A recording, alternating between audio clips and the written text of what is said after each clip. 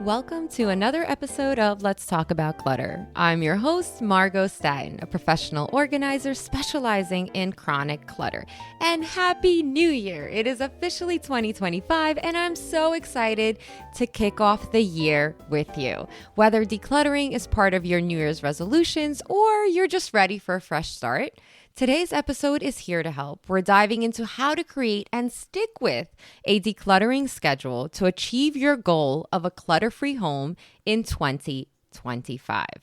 Today is going to be all about creating a decluttering schedule that works for you and how to stick with it all year long. So let's make 2025 the year you finally conquer that clutter for good. Step one, you want to identify your why. Why is it important to you to achieve a clutter-free, clean, and tidy home? How will your and your family's life improve if you get rid of the toxic items in your space? Will having less cause you to spend less time cleaning? Facts.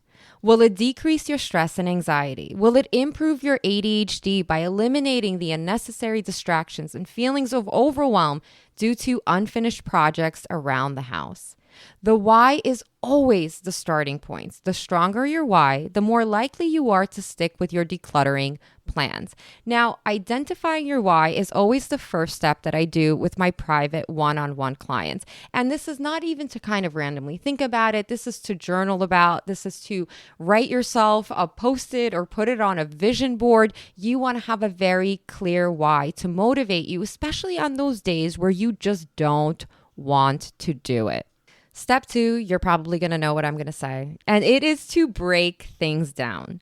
Big goals can feel incredibly overwhelming. When we are overwhelmed, we either procrastinate or we give up.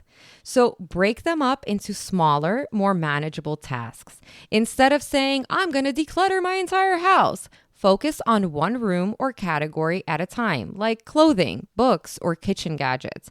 I love the idea of creating a decluttering plan for this, and I have an entire on-demand workshop you can check out for a step-by-step guide and workbook that comes along with it. You can check out the link in the show notes. But here, what I want to encourage you to do is stop focusing on the big picture and really focus on small, bite-sized decluttering. Step three, you want to create a realistic schedule. One of the biggest reasons I see a lot of people fail is because we are setting unrealistic expectations. You know, the same could be true if, let's say, for example, you're somebody who decided to make exercise or losing weight or eating healthier as your New Year's resolutions. When you commit to something like, I'm going to go to the gym 5 days a week for an hour, but it's like, realistically, are you? Are you? And maybe you go for the first week or the second week, and then it's like 3 days, and then maybe it's 1 day, and then you give up because you're like, oh, well, it was 5 days and I didn't meet goal, right? The most important thing to succeeding with any goal you set, whether it's decluttering or anything else, is creating realistic expectations. So you want to take a look at your calendar and decide how much time you can realistically dedicate to decluttering each week. It could be 15 minutes a day, 1 hour on a Saturday, or a full weekend once a month. The key is consistency over intensity. It's not the amount of time you spend per sitting, but it's just having a concrete schedule that you can stick with. Decluttering must seamlessly fit into your life and your current schedule. And then, of course, you want to pencil it into Google Calendar or maybe a daily planner that you use so you don't forget, because at the end of the day, when we are building a brand new habit, it's very easy to kind of fall off track. Habits can take anywhere from 30 to 90 days to actually build seamlessly and consistently. The first month is typically the hardest. So I recommend, again, having alarms go off, whether it's a Google Calendar reminder or you just put in alarms into your phone that go off that prompt you to stop what you're doing and declutter.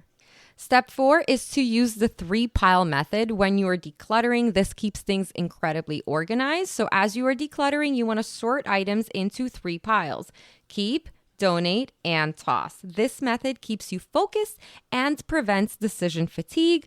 Plus, it makes it easier for you to see progress, and it also eliminates, that moment where you're like, oh my God, I forgot. Was I keeping this? Was I getting rid of this? Like, what am I doing? You want to have 3 clear designated piles. If you're somebody who's going to sell items, you can have a sell pile. If you're also somebody that tends to struggle letting go in general, you can also have a maybe pile, whatever works for you, but keeping things organized makes the process so much smoother. Step number 5, you want to track your progress. You want to keep a checklist or journal of the spaces you've decluttered. This is why I have an entire masterclass on how to create a decluttering plan. It teaches you how to do exactly that. You want to also celebrate your wins. I find that too often we're celebrating our partner's wins, our kids' wins, our dog's wins, everybody's wins except our own. Take a moment to reward yourself. Take a moment to celebrate decluttering a cabinet or a drawer or, the cabinet underneath the sink or a handful of beauty progress. Celebrate, celebrate, celebrate. This will keep your motivation going. Step number 6. Very, very important. And this is something that a lot of times folks don't invest in and don't do. And a lot of times this is why New Year's resolutions especially don't succeed past the first few weeks into January. Step 6 is to build accountability. Share your decluttering goals with a friend. Join a community. You can join our Facebook group, which is called Declutter Your Life, or invest in a decluttering coach like me.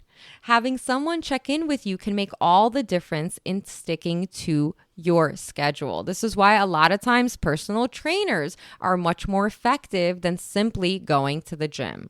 Step number 7, be kind to yourself. Decluttering is a journey. It is not a race. You are not in competition with anybody else. Stop, binge watching things on Instagram and TikTok, and people are like decluttering at the speed of light and achieving all of these perfectly clean and tidy homes. That's like 1% of the population. Okay, don't compare yourself to others.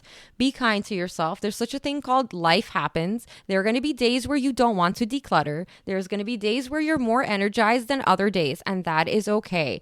Learn to give yourself grace. Some weeks will be more productive than others, and that is okay. Again, focus on progress, not perfection. And remember your why. Why did you start? And this is why your why is so important, because naturally, whenever we build a new habit, we are going to get off track.